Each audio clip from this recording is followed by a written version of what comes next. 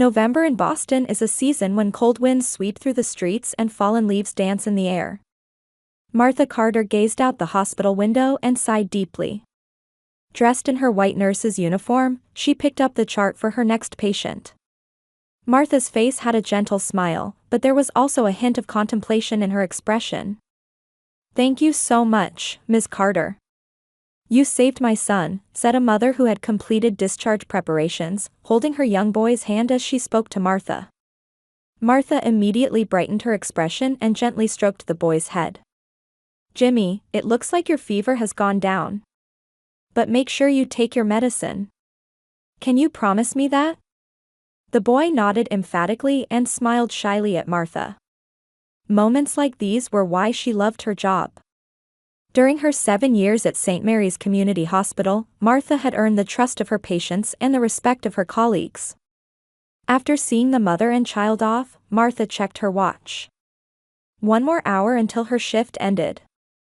She planned to pick up Jacob from daycare a little early today. Just thinking about her 8-month-old's smile lightened her weary heart. "Martha, you had a call from Dr. Daniel," the head nurse Janet called out to her. Martha's expression hardened at the mention of that name. "What about?" "He wants to see Jacob over Thanksgiving weekend." Martha nodded silently. 2 years ago, when she ended her marriage to pediatrician Daniel Carter, her life changed dramatically. At the beginning of their marriage, she thought they would understand each other as they both walked the same medical path. But for Daniel, work was always the top priority. "It's an emergency surgery, this paper is important," for a conference presentation, the excuses were always the same. When Martha became pregnant, he was happy, but he never actually made time for her or the baby. Even the day before her due date, he was away at a medical conference in another state. When Jacob was born, it took Daniel 6 hours to get to the delivery room. Their different values gradually deepened the divide between them. While Martha wanted to cherish family time, Daniel constantly prioritized his career. Eventually, they had to admit that their differences in life perspectives were greater than their love for each other. The divorce was amicable, but the family's reaction was different. Martha's parents, Robert and Diane, refused to understand their daughter's decision. For them, Daniel was the ideal son-in-law. Successful doctor, from a good family, social status, he met all the criteria they valued. "Why did you ruin a wonderful marriage?" her mother asked repeatedly. Her father didn't say much, but his disappointed gaze was always directed at his daughter. Her brother Greg and his wife Elizabeth also took sides against Martha's decision. Her brother in particular, who was golf buddies with Daniel, openly expressed anger at his sister's selfish choice. After the divorce, family gatherings became painful for Martha. Every time Daniel's name came up, she felt as if she was being blamed. Especially when she started her new life as a single mother, her family's cold attitude became even more pronounced. "How do you plan to raise a child as a single mother? Jacob needs a father. You might still be able to work things out if you talk to Daniel." Even so, Martha didn't regret her choice. She maintained her attitude of living independently and positively. When she finished her shift and picked up Jacob from daycare, Martha's heart felt a little lighter. Looking at her son's innocent smile and bright eyes made all the hardships feel worthwhile. Back at her apartment, while feeding her son dinner, she thought about Thanksgiving next week. Her parents invited the whole family to Thanksgiving dinner every year. She didn't attend last year, but this year would be different. Martha planned to bring Jacob. And though she hadn't told her family, she had also prepared a special surprise. Under her bed was a large envelope hidden away. Part of what she had received from Daniel after the divorce. It was meant to be a special gift for her family. Martha held her son and thought about that envelope, smiling quietly. "Tomorrow will be a special day, Jacob," she whispered, kissing her son's soft cheek.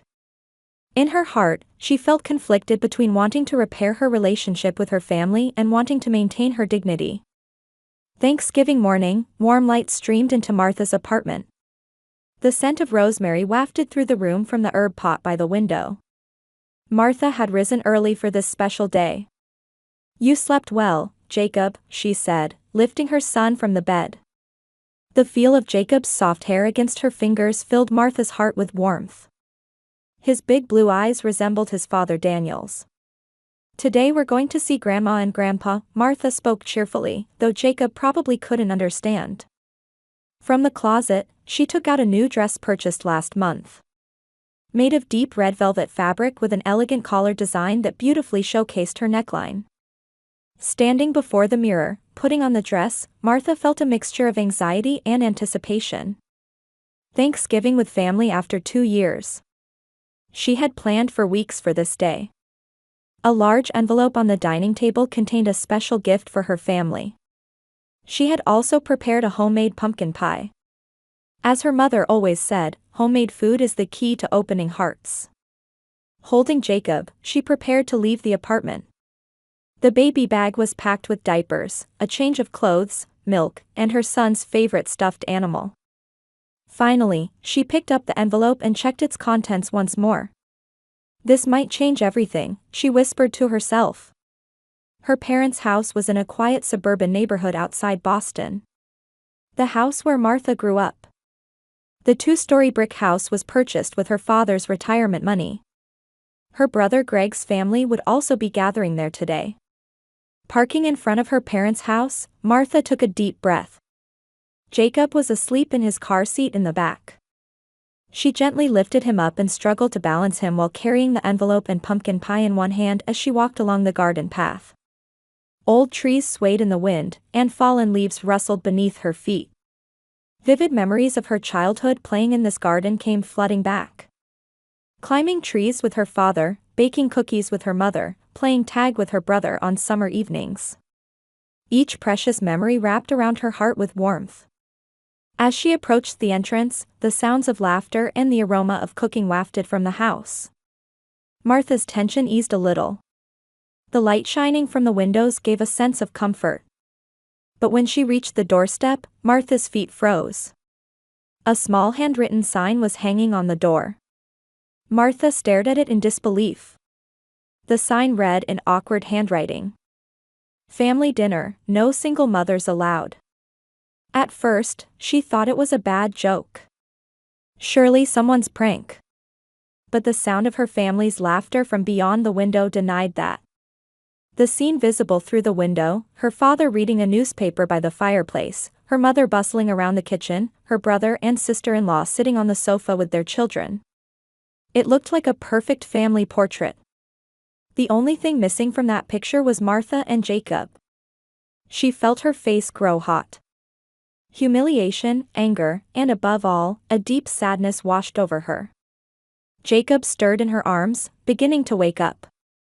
The baby's innocent expression was in stark contrast to this cruel situation. "Mommy's here." "It's okay," she whispered in a trembling voice as she stood frozen. Should she knock on the door or just leave? Various thoughts raced through her mind. In the light spilling from the window, Martha saw her shadow on the ground. The shadow of a woman and a small baby.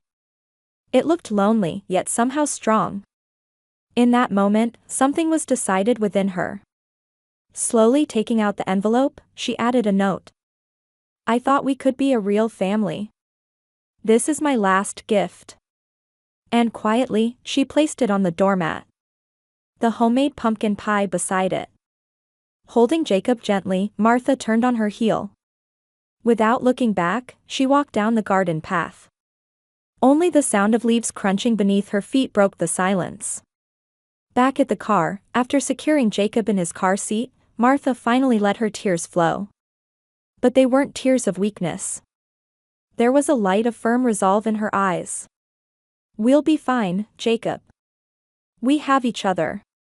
As she started the engine, Martha looked up at the house one last time.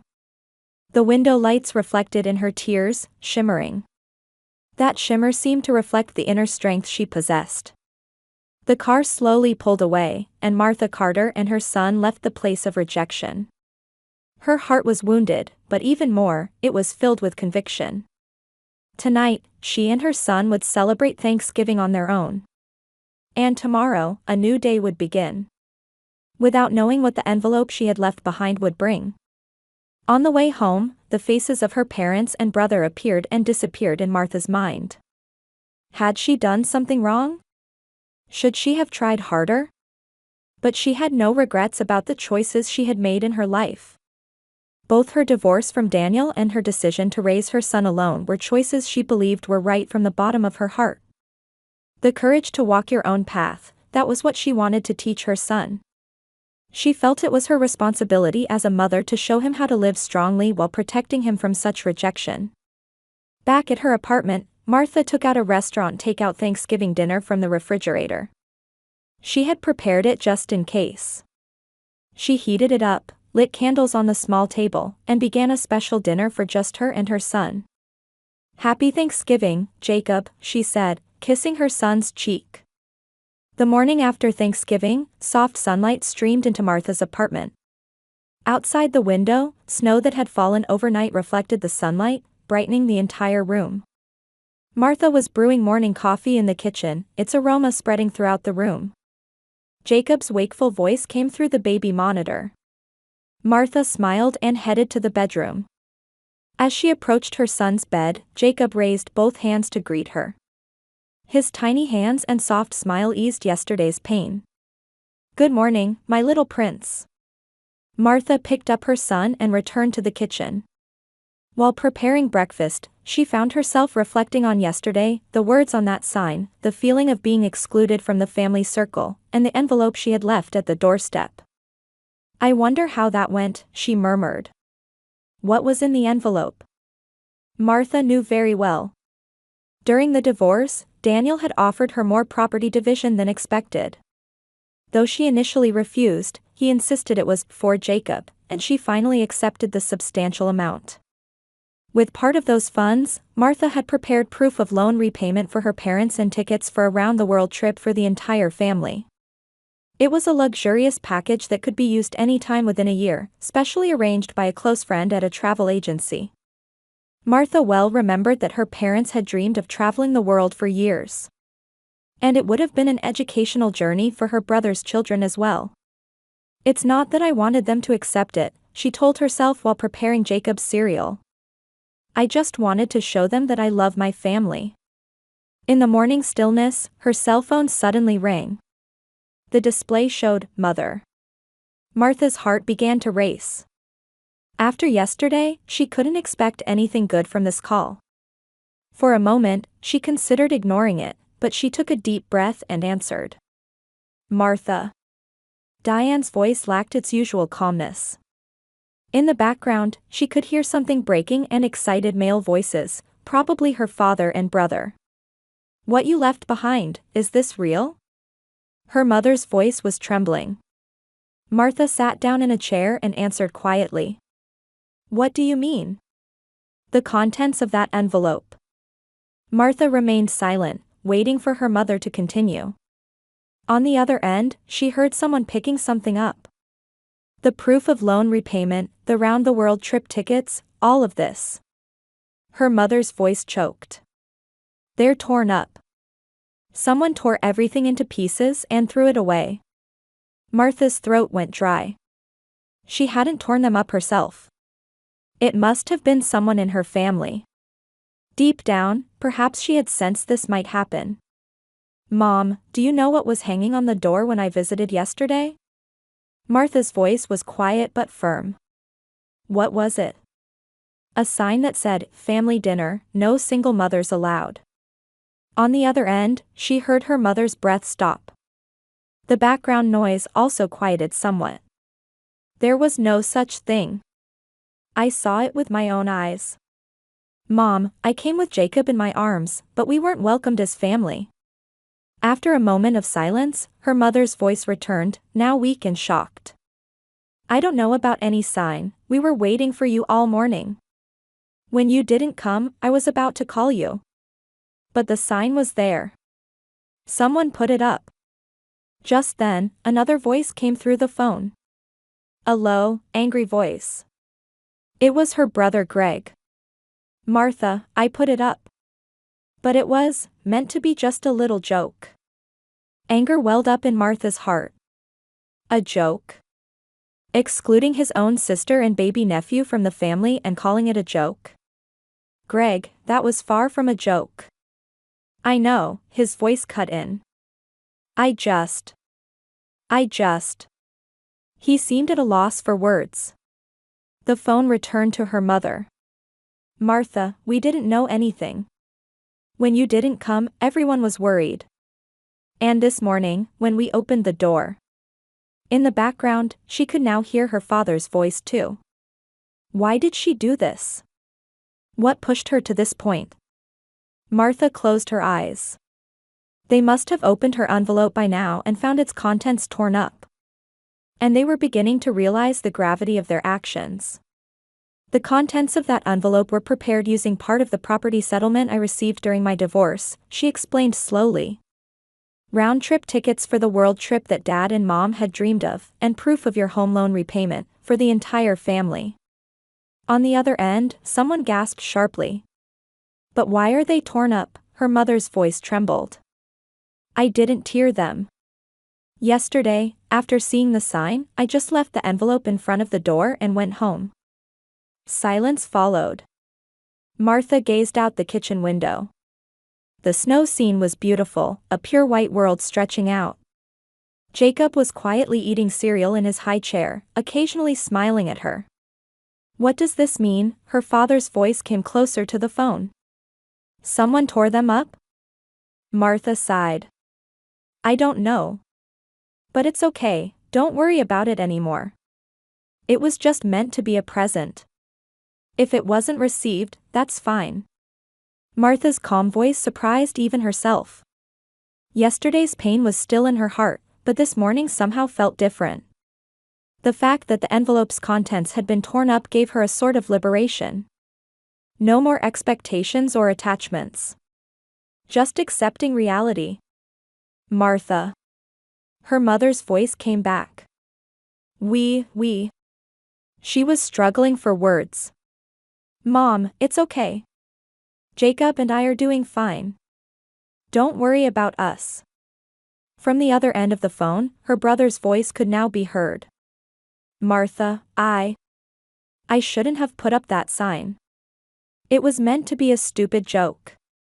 But nobody laughed. Mom and Dad were looking forward to seeing you. Greg's voice was tinged with regret. But Martha's heart had already crossed a line. Greg, you've been criticizing me for becoming a single mother all along. You took Daniel's side and blamed me. Wasn't that sign your true feelings? Silence continued on the other end. She could hear her father's low voice asking, Son, is this true? I just. Greg's words trailed off. Martha took a deep breath. Everyone, listen. I love you all. I prepared those gifts with that in mind. But if you can't accept my choices or my way of life, that's fine too. Jacob and I will just walk our own path. No, Martha, her mother's voice returned urgently. We love you. It's just. Martha looked at Jacob, her heart warming at the sight of him laughing innocently. Mom, I understand what you're trying to say. But now, actions are needed more than words. After hanging up the phone, Martha let out a deep sigh. The burden she had carried for years felt a little lighter. She picked up her son and pointed to the pure white world visible from the window. Look, Jacob. A new day is beginning. The afternoon stillness enveloped Martha's apartment. After spending the morning with Jacob in the snow-covered park, Martha had put her son down for a nap and was sitting in a small chair by the window. In her hands was an unfinished knitting project, a small sweater she was making for Jacob. She found peace in the feel of the yarn and the rhythmic movement of the knitting needles. Several hours had passed since the morning phone call. There had been no contact from her family since then. Martha wondered if her words had been too harsh. But at the same time, she felt there was no going back. For years, she had tried to meet her family's expectations. Now, she was finally living her own life. The knitting needles paused. Looking outside, she saw that it had begun to snow again. White crystals danced down from the sky, wrapping the entire city in a quiet white blanket. Gazing at this scenery where winter's beauty and harshness coexisted, Martha was reflecting on her life. Suddenly, the doorbell rang. Martha set aside her knitting and stood up. An unexpected visitor. Thinking it might be her friend Jennifer, she headed to the door. When she opened the door, Martha's breath caught. Before her stood her entire family. Father Robert, Mother Diane, Brother Greg and his wife Elizabeth, and their 2 nieces and nephews. Everyone was covered in snow, and deep remorse showed on their faces. Her mother's eyes were red with tears, her father had lost his usual dignified posture, and her brother hung his head. Martha. Her father spoke first. His voice was the weakest Martha had ever heard it. May we come in? Silently, Martha stepped aside and invited them in. As each family member passed by her, none could meet her eyes. Her brother, the last to pass, glanced at her briefly before looking away. With the family gathered in the living room, a quiet tension filled the space.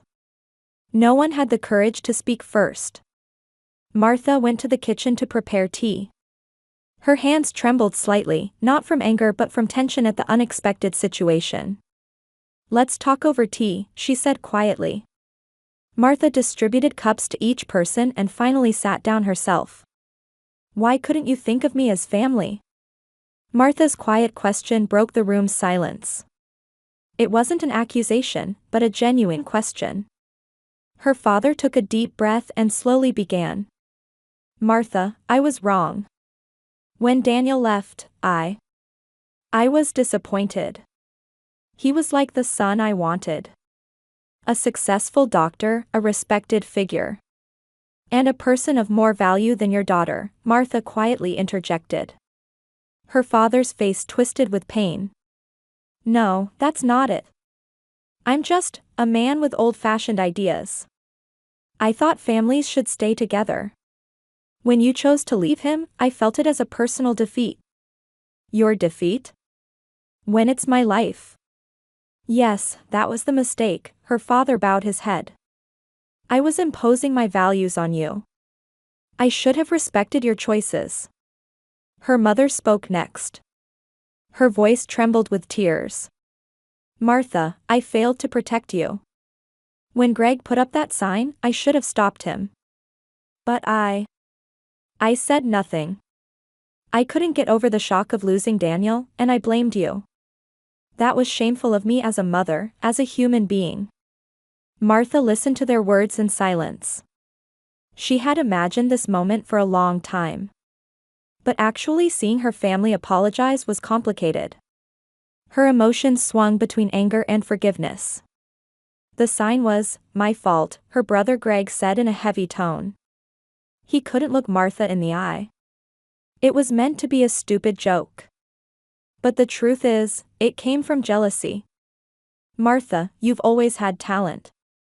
Beautiful, smart, loved by everyone. I always felt like I was living in your shadow. And seeing you stay strong even as a single mother, that made me even more jealous. Martha was surprised by Greg's words. She had never imagined her brother being jealous of her. Greg. No, listen, he continued. I didn't mean to hurt you. I was just criticizing your life to hide my own smallness. And yesterday, I put up that sign. No one laughed, but I didn't say anything. And this morning, when we found that envelope. His voice choked. It was me. I tore up the contents. When I opened the envelope and saw what was inside, I lost myself in jealousy and anger. I was furious that you had such money. That you could easily pay off our loan that we've struggled with for years, that you could give us tickets for a world trip. The room fell silent again. Greg's wife Elizabeth held his hand, quietly crying. The children sat quietly in the corner. Their young eyes reflected confusion at the complexities of the adult world. Martha stood up and walked to the window. The snow was still falling, coloring the world white. She was undecided whether to forgive them or close the door to her heart. Just then, Jacob's cry came from the bedroom. He seemed to have woken from his nap. Martha immediately went to him and soon returned with her son in her arms. Jacob's presence changed the atmosphere in the room. His innocent smile lightened the heavy air somewhat. He looked around the room at the strangers with curious eyes and suddenly laughed in a bright voice. Holding Jacob, Martha surveyed her family. "This is my son, Jacob. Your grandson and nephew. He will need family love many times in the future." For the first time, a light of hope appeared on her parents' faces. Her mother reached out and said in a trembling voice, "May I hold him?" Martha hesitated for a moment but slowly handed Jacob to her mother. Diane held her grandson for the first time, and tears welled up. Such a beautiful child. Her father also approached and gently held his grandson's tiny hand. "Martha, will you give us a chance to know him? And a chance to know you again?" Martha took a deep breath. Various emotions swirled in her heart. But seeing her son smiling happily in his grandmother's arms, she made her decision. "You tore up the presents, but you cannot tear up my heart," she said quietly. "We need to have many conversations. It will take time to rebuild trust. But for Jacob's sake, for my sake, and for the whole family's sake, I think it's worth the effort." A quiet sense of relief spread through the room. It wasn't complete reconciliation, but the possibility of a new beginning. Greg stood up and approached his sister. "Martha, I'm really sorry. From now on, I want to support you and Jacob as a brother." Martha nodded slightly. "Show me with actions, not just words." Outside the window, the snow had stopped, and thin sunlight began to shine. Light reflected off the silver world, filling the room with a warm glow. Martha stood in that light, watching her family interact with her son. She knew today wouldn't solve all their problems. But it was the beginning of a new path. A year later, Boston was once again wrapped in the bustle of Thanksgiving. From Martha's apartment window, colorful autumn leaves were visible, signaling the changing seasons. The sweet aroma of pumpkin pie wafted from the kitchen, and small footsteps ran around the living room floor. "Jacob, if you run like that, you'll fall," Martha called to her son with a laugh. At a year and a half, Jacob had recently learned to walk and was exploring the room with a joy-filled face. His bright laughter breathed new life into this apartment. The doorbell rang, and Martha wiped her hands as she headed to the door. When she opened it, her parents' smiling faces greeted her. "Mom, Dad, welcome." Diane embraced Martha, and Robert gently placed his hand on his daughter's shoulder. Behind them stood Greg. "Alone? Where's Elizabeth?" Martha asked. Greg's expression clouded slightly. "She couldn't come. We're separated." Many things had changed over the past year. Greg and Elizabeth's marriage was at a crossroads. Ironically, Greg was now in a situation close to being a single parent himself, facing his children.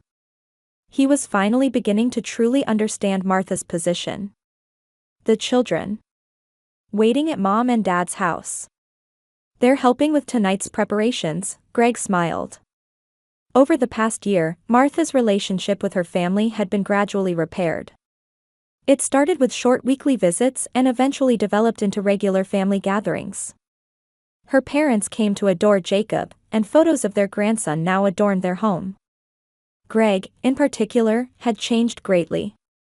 He began to see his sister's strength with new eyes, and when his own marriage began to crumble, he even sought Martha's help. "Why don't we gather here today, and then have dinner at our house?"